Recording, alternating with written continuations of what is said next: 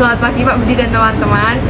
Hari ini kelompok kami akan melakukan wawancara dengan LPSDM Unika Sudio Pranoto Semarang. Saya Natania Aldi dengan NIM 20M10062.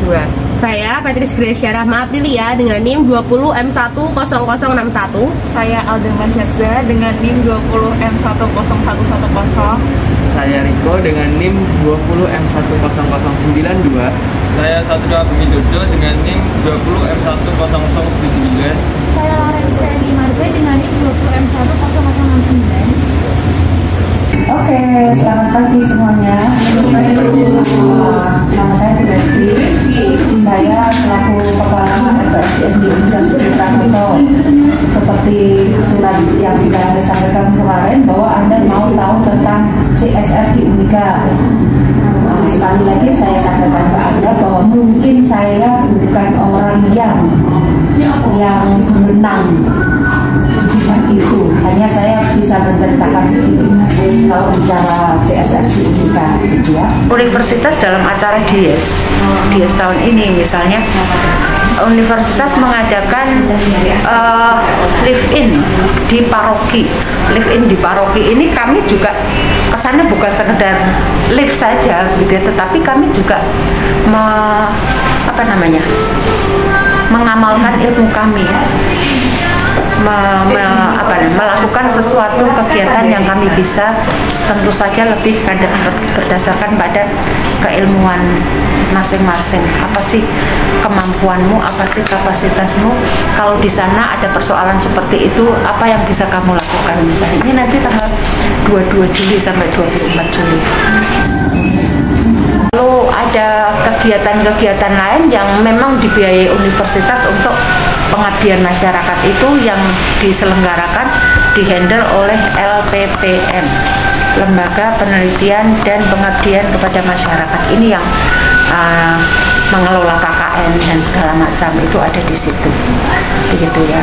Termasuk dana untuk pengabdian kepada masyarakat itu tidak hanya apa yang disediakan oleh Unika dari duit Unika begitu, tetapi dari Dirjen Pendidikan Tinggi itu kan mereka setiap tahun juga selalu katakanlah menawarkan uang kepada para dosen itu untuk kita ambil untuk berkegiatan, untuk penelitian, untuk pengabdian kepada masyarakat. Jadi kadang-kadang dana pengabdian masyarakat ini karena kita dapat dari dikti tadi misalnya, dalam bentuk apa, ada banyak.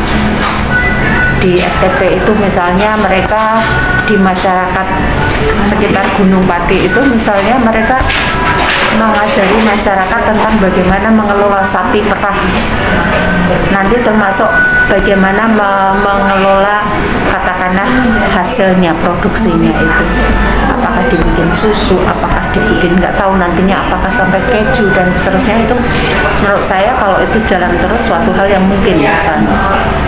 Lalu dari FTP elektro itu misalnya mereka membuat alat deteksi bencana banjir, itu kan juga diabdikan untuk masyarakat misalnya.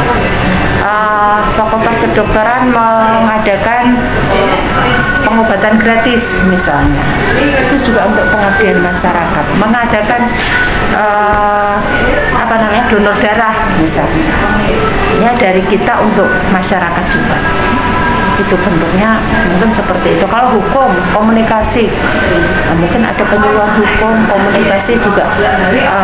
Katakan saya nggak tahu apakah kalian pernah kegiatan seperti itu, tetapi misalnya mendampingi UMKM seperti itu kan bagian dari bentuk CSR-nya. Jadi kan setiap perusahaan itu pasti punya tujuan kan. Nah, dari CSR itu, dari kegiatan itu, apakah tujuan dari perusahaan ya yang kita sekarang bahas berarti Unika itu tercapai gitu? Apakah tujuan perusahaan itu tercapai? Ya. Kalau tadi saya mengatakan bahwa ada Tridharma Perguruan Tinggi 1, 2, 3, dengan adanya kegiatan itu maka tujuan ini tercapai. ada faktor tujuan kan banyak ya. Salah satunya ya tujuan kegiatan pengabdian masyarakat menjadi tercapai karena ada kegiatan itu. Terima kasih Bu. Mungkin di pertanyaan selanjutnya Ya, yang silahkan. Jadi kan tadi secara singkatnya berarti tujuan dari Unika sendiri dengan adanya CSR itu udah tercapai gitu kan. Tapi menurut Ibu sendiri, menurut Bu Resti, apakah CSR itu tuh merupakan sebuah kewajiban gitu yang dilakukan perusahaan atau hanya sekedar sukarela? Apakah itu sukarela ataukah itu kewajiban? Kalau dari sisi Unika sebagai universitas, saya mengatakan ini adalah kewajiban. Mungkin ada nilai sosialnya dan seterusnya, tetapi karena tadi saya katakan bahwa bisnis intinya di 3 hal ini, maka ini menjadi wajib dong kita melakukan kegiatan pengabdian masyarakat. Ini bukan sekedar sampingan yang katakanlah tidak pun tidak apa-apa. Nah, ini tetap satu kesatuan. Mungkin akan berbeda kalau untuk perusahaan-perusahaan yang memang benar-benar ada di bisnis bisnis yang memang benar-benar mereka fokusnya adalah mencari keuntungan gitu. Kira-kira itu. Oke. Kalau menurut Bu Resti, faktor-faktor apa saja yang mendorong perusahaan itu untuk melakukan sebuah CSR gitu? Faktor yang mendorong. Kalau perusahaan pada umumnya saya tidak bisa menjawab, Pak. Karena saya tidak tahu gitu ya, apakah hanya sekedar kewajiban saja. Tapi kalau Unika tadi ya karena ini memang sebetulnya tadi bisnis pendidikan itu pendidikan tinggi. Kalau di Indonesia itu ya Tridharma perguruan tinggi itu, jadi selalu ada hal yang memang harus kita sharingkan gitu ya ke masyarakat, apapun itu bentuknya, tetapi sebagai sharing pengetahuan.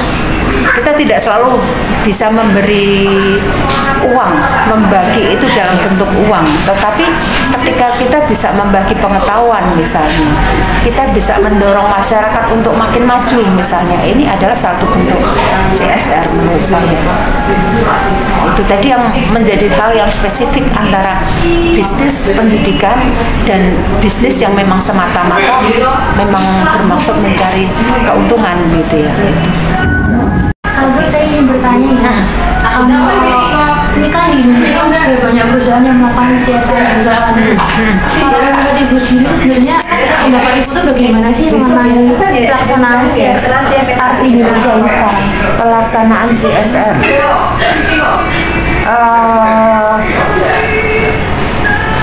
Saya tidak tahu apakah semuanya melaksanakan itu atau tidak, dan apakah mereka memenuhi ketentuan-ketentuan bahkan termasuk kewajiban-kewajiban secara kenegaraan kepada karyawannya atau tidak. Saya tidak tahu, tidak bisa menjawab. Saya hanya bisa melihat pada beberapa perusahaan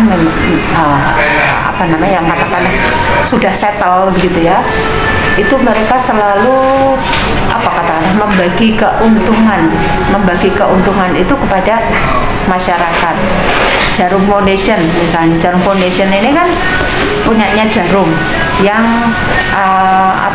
fokusnya adalah memberikan beasiswa kepada masyarakat. Tapi di luar beasiswa untuk anak-anak muda ini, mereka saya kira melakukan kegiatan CSR lainnya seperti penanaman pohon. Mereka siap saja, misalnya Anda suatu saat punya proyek mau penghijauan misalnya, ajukan permintaan ke mereka, mereka pasti kasih misalnya seperti itu. Itu salah satu yang saya tahu. Yang lain saya tidak tahu persis bentuk mereka apa gitu ya. Saya mau tanya. Oke, silakan. Jadi dengan banyaknya program saya sampai di depan Unika, itu hambatan apa sih Ibu? Hambatan apa ya hambatannya ya? Kayaknya semua baik-baik saja. Karena memang ini harus ada. saya izin bertanya lagi Bu. Iya, boleh. Mungkin tadi kan ceritanya lebih ke CSR yang pihak eksternal gitu. Tapi apakah Unika sendiri melakukan yang CSR yang secara Untuk lingkup internal internal? anak kami, untuk katakanlah dosen atau tendik pegawai Unika itu misalnya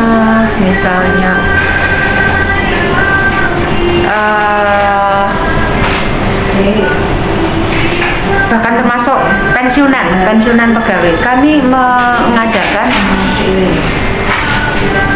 apa istilahnya home care itu apa namanya, kami peduli kepada katakanlah dosen, tendik atau purna karya yang katakanlah sakit dan seterusnya. Poliklinik yang menjalankan itu kami hanya menyertai ya. Poliklinik akan mengunjungi, kalau sekarang yang terutama adalah para purna karya ini, para pegawai yang sudah pensiun ini, kami mengunjungi mereka secara apa namanya, secara periodik, kecuali ketika ada katakanlah ini sakit misalnya.